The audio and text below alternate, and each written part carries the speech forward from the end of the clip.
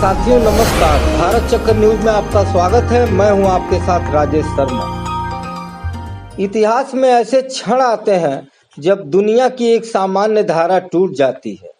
22 सितंबर 2025 को Britain, Canada, Australia और पुर्तगाल तथा अगले दिन फ्रांस द्वारा फिलिस्तीन को औपचारिक मान्यता देना पश्चिमी कूटनीति में वही ऐतिहासिक मोड़ है। ले मोंडे ने इस पर टिप्पणी करते हुए लिखा, यह वह क्षण है जब यूरोप ने अमेरिकी कूटनीति की अनुगामी बनने से इनकार कर दिया और अपनी नैतिक रीढ़ को खोज की।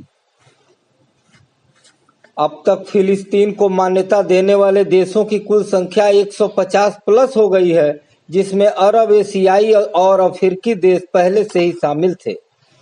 और अब पुर्तगाल, एंडोरा, बेल्जियम, लग्जमबर्ग, माल्टा और मोनाको आदि के साथ अधिकांश लैटिन अमेरिकी और यूरोप के प्रमुख देश भी जुड़ गए हैं। द गार्जियन के संपादकीय में ने इसे उपनिवेशवाद के भूत से मुक्ति का क्षण बताया।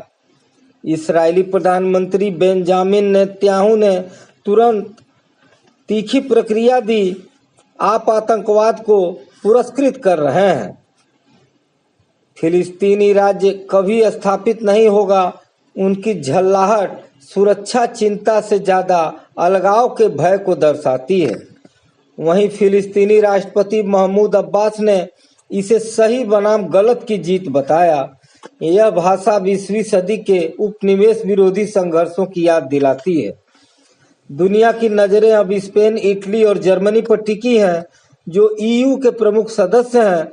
यदि ये देश भी मान्यता देते हैं तो यह इसराइल के लिए बड़ा कूटनीतिक झटका होगा और अमेरिकी विदेश नीति की भी एक बड़ी विफलता मानी जाएगी। जापान के अखबार असाही शिंबुन ने लिखा, यह बहुध्रुवीय विश्व का जन्म है, जहां एकल महाशक्ति का युग अब समाप्त हो रहा है। व्हाइट हाउस ने फिलिस्तीन को मान्यता की इन घोषणाओं को अनुपयोगी और असमय बताया है। एक वरिष्ठ अमेरिकी प्रवक्ता ने कहा, हम मानते हैं कि फिलिस्तीन राज्य की स्थापना वार्ता के माध्यम से होनी चाहिए थी, न कि एक तरफा मान्यता से। चाइना डेली ने इस पर प्रतिक्रिया देते हुए अपने विशेषाधिकार का अंत वैश्विक लोकतंत्र की शुरुआत है। ब्रिटेन जिसने 1917 की बाल्फोर घोषणा से इसराइल के निर्माण की नींव रखी थी, आज अमेरिका की छाया से अलग खड़ा है। कनाडा और ऑस्ट्रेलिया जैसे करीबी सहयोगी अब स्वतंत्र कूटनीति अपना रहे हैं। पुर्तगाल ने भी यूरोप की नैतिक आवाज में शामिल होकर संदेश दिया है कि पश्चिम में अब एक ही स्वर नहीं रहा। इसराइली अखबार हारेतेज ने लिखा, अब केवल फिलिस्तीन का प्रश्न नहीं, यह पश्चिम की एकजुटता का प्रश्न है।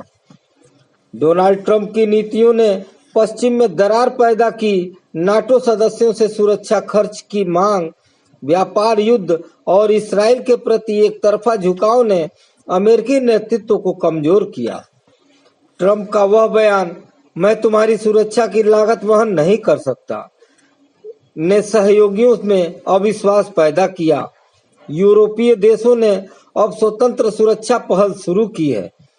फिलिस्तीन की मान्यता इसी कड़ी में अमेरिका के लिए सबसे बड़ा झटका है। फाइनेंशियल टाइम्स ने अपने टिप्पणी में कहा है, ट्रंप की अमेरिका फर्स्ट नीति का अंतिम परिणाम अमेरिका अलोन साबित हो रहा है।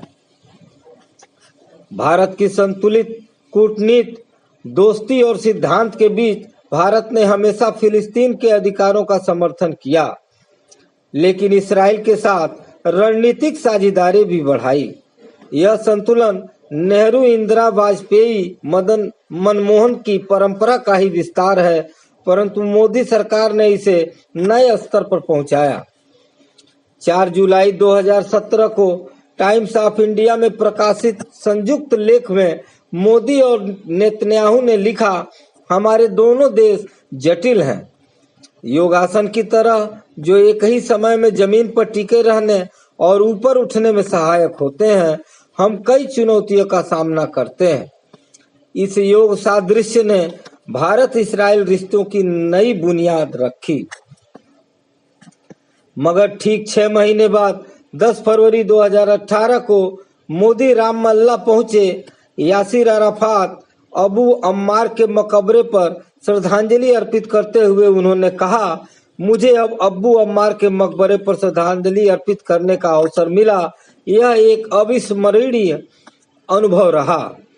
राष्ट्रपति महमूद अब्बास के सामने उन्होंने स्पष्ट किया, भारत को उम्मीद है कि फिलिस्तीन जल्द ही शांतिपूर्ण माहौल में एक संप्रभु और स्वतंत्र देश बनेगा। प्रधानमंत्री मोदी ने इस बात पर जोर दिया कि भारत अपने विकास योगदान को एनर्जेटिक फिलिस्तीन राज्य के निर्माण की बुनियाद मानता है।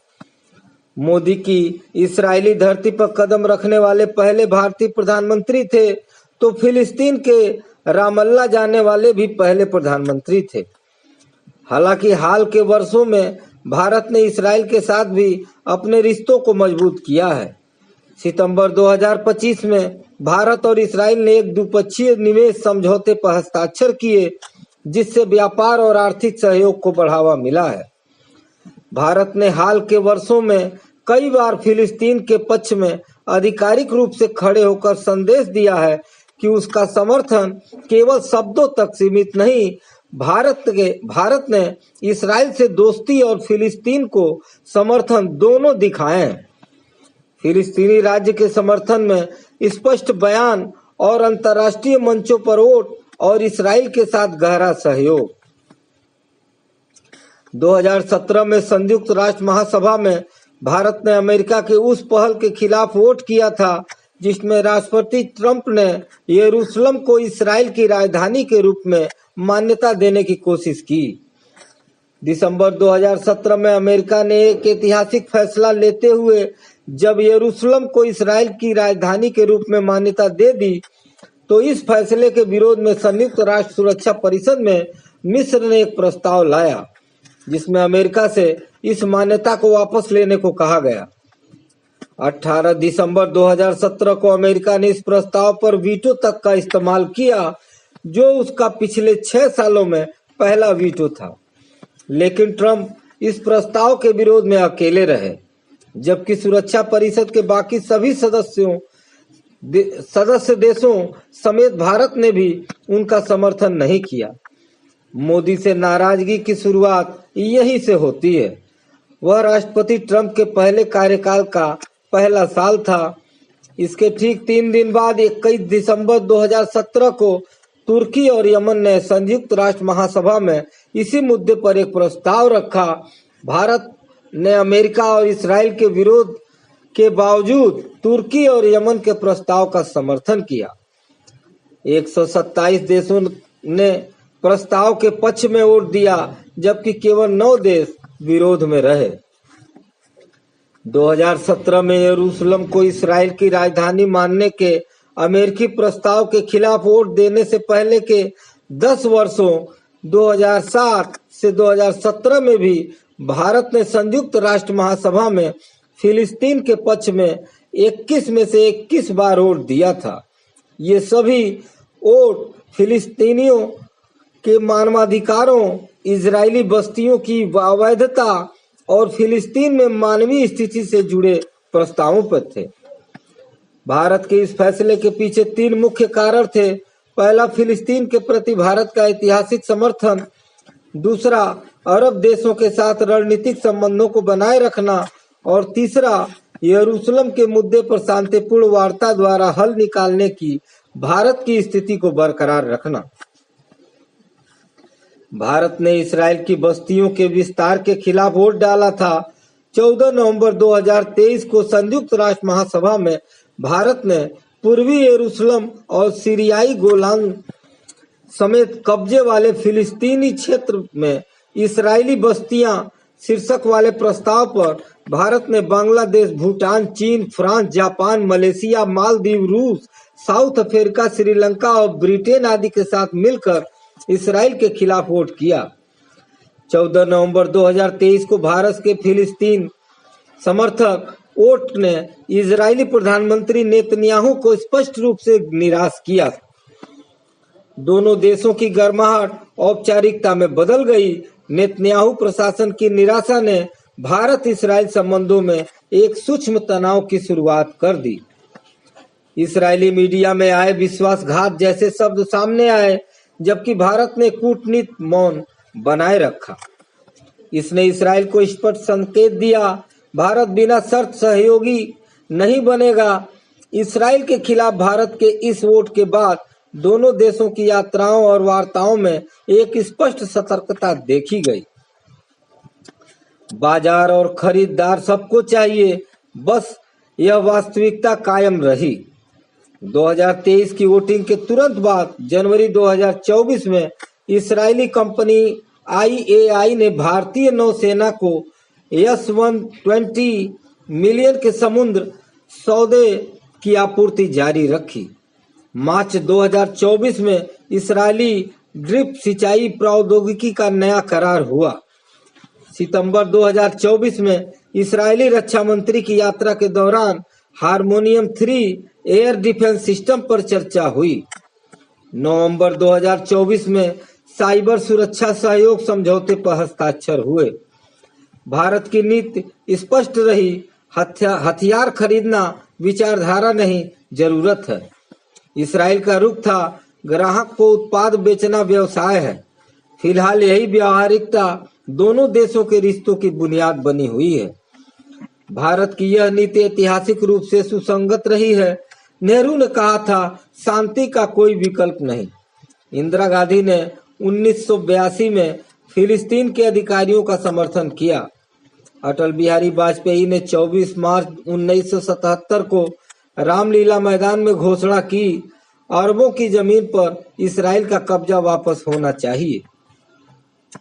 मनमोहन सिंह ने 2007 में UN में दोहराया कि भारत एक संप्रभु स्वतंत्र फिलिस्तीन राज्य चाहता है, परंतु मोदी काल में यह संतुलन एक नए दबाव में है। घरेलू स्तर पर हिंदू मुस्लिम राजनीति ने इस्राएल के प्रति झुकाव को बढ़ा दिया है। विदेश मंत्रालय के बयानों में फिलिस्तीन का समर्थन साफ है, पर सार्वजनिक स्वीकारोक्ति से परहेज किया जाता है। अब अमेरिका अलग थलग पड़ रहा है। चीन और रूस इस रिक्त स्थान को भरने को तैयार है। कानेर्गी मास्को सेंटर के विशेषज्ञ के शब्दों में, फिलिस्तीन पर पश्चिम की हर दरार रूस के लिए ग्लोबल साउथ में नेतृत्व का सीमेंट बन जाती है।